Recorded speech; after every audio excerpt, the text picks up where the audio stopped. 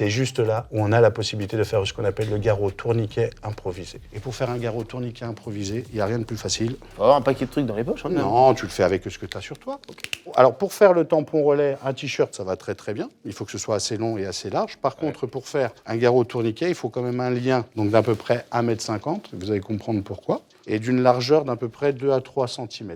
Attention, hein, ce garrot tourniquet ne se fait que face à des situations qui sont bien précises. C'est-à-dire que la première règle des 3, ça n'a pas fonctionné, mais il faut que je lui sauve la vie pour aller prévenir les secours. Ou tu as multiples victimes, et ça malheureusement on a connu ça en 2015. Et dans la tête des gens, on avait dit comme ça, non mais il faut arrêter de faire des garrots, parce que les garrots ça tue les gens, donc personne n'a fait de garrot. Et je pense que malheureusement certaines personnes sont parties parce qu'il n'y a pas eu de pose de garrot.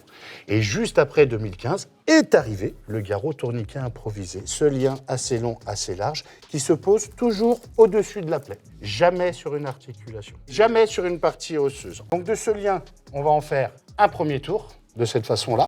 Là, première boucle, bâton solide, que je pose sur ma première boucle, et là je vais venir faire 2 boucles. Donc là, j'en refais une deuxième, et là je te laisse le plaisir de lui sauver la vie. Tourne, comme un tourniquet. Ah ouais, ça sert de... Vas-y. Putain, ça sert fort. Donc ça veut dire on tourne jusqu'à ce que ça saigne plus. Et ensuite, avec ces 2 liens qui nous restent, on fait un tour d'un côté, Oui, ok, pour un sceller le tour truc. de l'autre, et là on va venir faire un double nœud derrière. Amour. Du fait qu'on a tourné, qu'est-ce qu'on a fait On a Coupé. coupé la circulation. Ici, il n'y a plus de circulation sanguine, donc il y a du poison qui est en train de se former, des toxines.